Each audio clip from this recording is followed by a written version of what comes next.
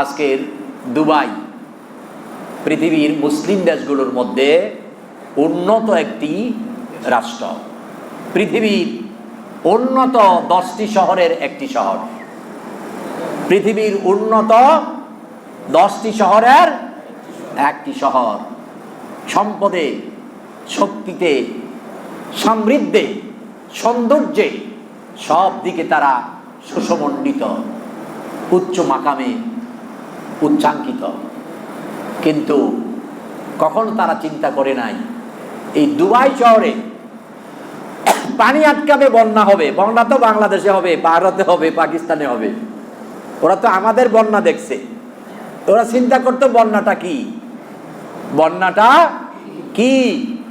কিন্তু আমাদেরকে আল্লাহ বন্যা দিছে, আবার বন্যাকে প্রতিহত করার ব্যবস্থা আগেই করে দিয়েছে। কারণ বন্যার সাথে লড়েই আমরা অভ্যস্ত। এই লড়ার অর্থ আমি আপনাকে এই বুঝাই নাই যে আল্লাহর সাথে ক্ষমতাশীল না। অর্থাৎ আমরা বন্যার জন্য নৌকা, ওই যে আমাদের বর্ষাকাল নিয়মিত, নৌকাও কি নিয়মিত, বাঁশের সেতু আর কাঠের সেতুও কি এটা নিয়মিত। কিন্তু ওরা তো চিন্তা করছে আমাদের এইদিকে পানি আসার প্রশ্নই আসে না। কোরআনের গান দিয়ে হাদিসের আলোকে সত্য পথে যেন থাকি অবিচল, তোমার ছায়া তলে করগো কবুল প্রভু, তোমারে অধম বান্দাকে। মূল সুক্রিয়াতে হচ্ছে আল্লাহর আইন মানা। একজন মিসকিন আপনার এখানে বসে আপনার একটা অনুষ্ঠান করলেন,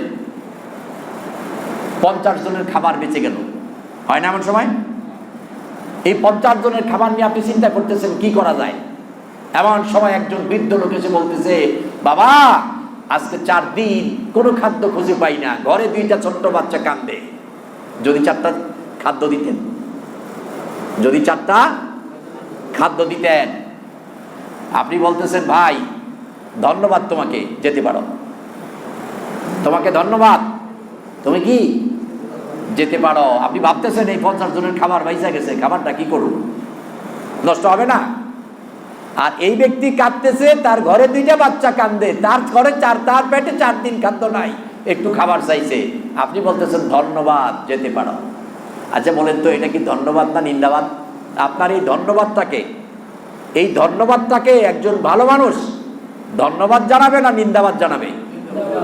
হ্যাঁ, আল্লাহ কয় নামাজ পড়ো, রোজা রাখো, হজ করো, যাকাত দাও, পর্দা করো, আমি আল্লাহর আইন মানো, বিধান মানো। আর আপনি কোন আলহামদুলিল্লাহ একটাও মানি না। আল্লাহ কয় রাখ তোর ধন্যবাদে, আমি আল্লাহ দিলাম নিন্দাবাদ, তোর আলহামদুলিল্লাহ আমার দরকার নাই। তাই বেটা কে বলছে তোর আলহামদুলিল্লাহ বলার জন্য? আমার একটা আদেশ তুমি মানো না, আর তুমি আলহামদুলিল্লাহ বললে আমি আল্লাহ খুশি হয়ে যাব। আমার সব আদেশ মানবা, এরপরে একবার কই আলহামদুলিল্লাহ, আমি আল্লাহ খুশি হয়ে যাব। আদেশটা মানো আগে, আদেশটা মানো আগে।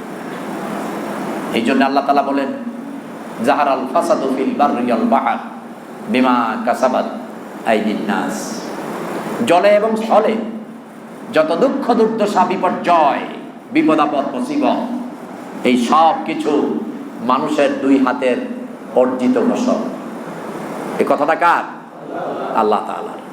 জলে এবং স্থলে জাহারাল ফাসাদু, পৃথিবীর যত ফিতনা, যত ফাসাদ, যত দুর্জয়, যত বিপর্যয়, যত গজব, ফিল বাররি ওয়াল বাহর। বার মানে আপনার, বার বলা হয় এরোপ্লেনকে। আপনি সফর করবেন প্লেন দিয়ে, এটাকে বলা হয় বার। আর আপনি গাড়ি দিয়ে করবেন, এটাকে বলা হয় জো। এটাকে কি বলা হয়? জো। তার মানে মাটির উপর দিয়ে চলবেন। গাড়ি নিয়ে চললে কোন দিক দিয়ে চলবেন? মাটির উপর দিয়ে। আর যদি আপনি প্লেনে চলেন তাহলে কিসের উপর দিয়ে চলবেন? আসমানের নিচে, হাওয়ার উপর দিয়ে। এটাকে বলা হয় বার। তো আল্লাহ বলেন জাহারাল ফাসাদু ফিল বাররি ওয়াল বাহর, মানে আসমান থেকে অথবা নদী থেকে। বাহার মানে কি? নদী। এখানে নদীর সাথে জমিয়েটেড, যে জল স্থল যত বিপর্যয়, দুঃখ দুর্দশা, মুসিবত, আযাব আর গজব হচ্ছে, এই সবগুলো মানুষের, আল্লাহ বলেন ফিল বাহরি ওয়াল বাহর বিমা কাসাবাত আইদিন নাস, মানুষের 2 হাতের অর্জিত ফসল। এটা তার প্রায়শ্চিত্ত, এটা তার উপার্জন, এটা তাদের কি উপার্জন। আপনি চিন্তা করেন,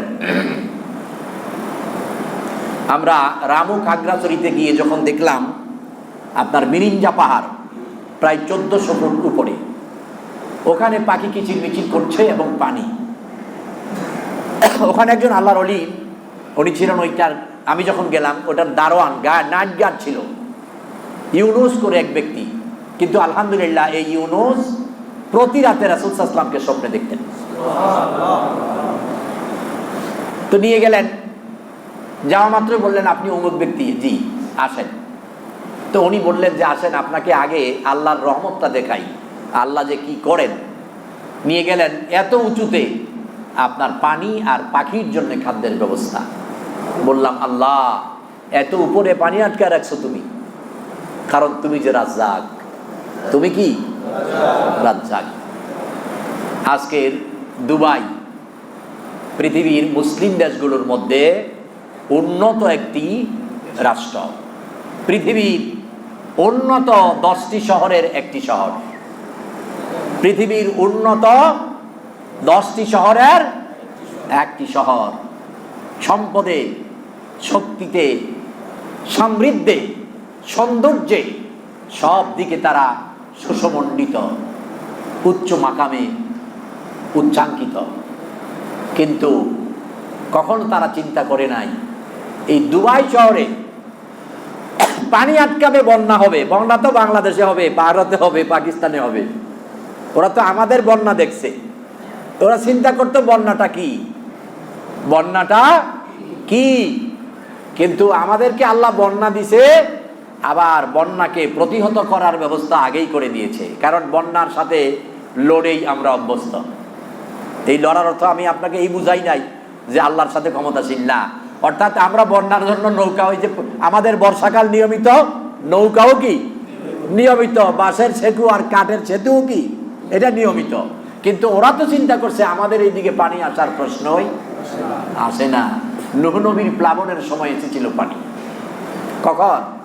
নূহ আলাইহিস সালামের প্লাবনের সময়। আমার মনে হয় দুবাই শহরের এই মধ্যপ্রাচ্যের উঁচু ভূমিতে নূহ আলাইহিস সালামের প্লাবনের পরে এত পানি আর কখনো হয় নাই যতটা এখন হয়েছে।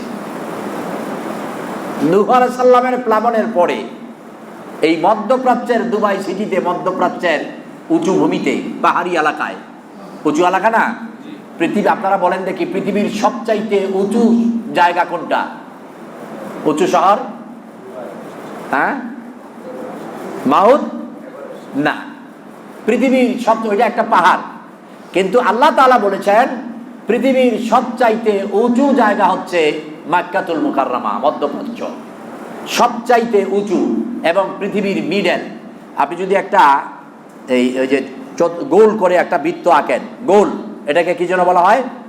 গোল, একেবারে গোল আঁটলেন, এটার একেবারে মধ্যবিন্দু, পৃথিবীর মধ্যবৃন্দ একেবারে 90 ডিগ্রি অ্যাঙ্গেল, কোনো পাশে 1 সেন্টিমিটার বেশি কম হবে না। এটা হচ্ছে মক্কাতুল মুকাররমা, এটা আল্লাহর ঘর কাবা, হলি সিটি অফ দা মক্কা, এবং এটা হচ্ছে সবচাইতে উঁচু জায়গা। নূহ আলাইহিস সালামের প্লাবনের পরে ওই মধ্যপ্রাচ্যের উঁচু এলাকায় এতটা পানি আর কখনো হয় নাই।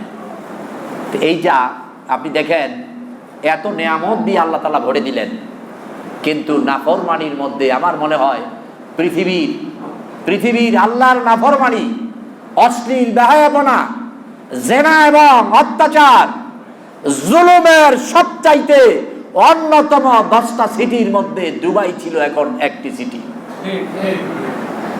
আল্লাহ তাআলা ওই যে আপনি জিমাইতেছেন বুঝলেন না, তন্দ্রা, গাড়ি চালাইতেছেন আর জিমাইতেছেন। আপনি একটা বাসে চলতেছেন বা আপনার প্রাইভেট কার নিয়ে চলতেছেন, আপনি বসে আছেন ড্রাইভারের পাশে, ড্রাইভার জোরায় আর গাড়ি চালায়, আপনার কাজ কি?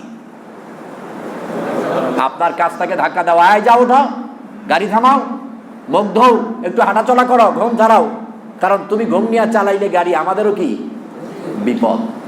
আল্লাহ একটা ধাক্কা দিছে, সাবধান হও। আর পৃথিবীর মানুষ তোমরা দেখো, সিরু ফিল আরদ, এরপরে আল্লাহ বলতেছেন কাইফা কানা আকিবাতুল মুকাদ্দিবিন। কেন বললাম যে পৃথিবীটা ভ্রমণ করো দেখো? হে নবী, আমি আল্লাহ কেন বললাম পৃথিবীটা ভ্রমণ করেন আর দেখেন? কারণ হচ্ছে কাইফা কানা আকিবাতুল মুকাদ্দিবিন, যোগে যোগে যেখানে যখনই যারাই আমি আল্লাহর সাথে নাফরমানি করেছে, আমি আল্লাহর অকৃতজ্ঞ হয়েছে, আমি আল্লাহর আইন বিধানকে অমান্য করে নতুন করে আইন তৈরি করেছে, তাদেরকে কি করে ধ্বংস করে দিয়ে পাহাড় আর বালুর স্তূপে পরিণত করে দিয়েছি, ওইগুলো দেখেন আর এর থেকে শিক্ষা গ্রহণ করেন। আজকের এই দুবাইয়ের বন্যা তামাম পৃথিবীর মুসলমানদের জন্য একটা ধাক্কা, অমুসলিমদের জন্য বিশাল একটা সাইলেন্ট। সাবধান মুসলমান, সাবধান, এটা আল্লাহর গজব ছাড়া আর কিছু নয়।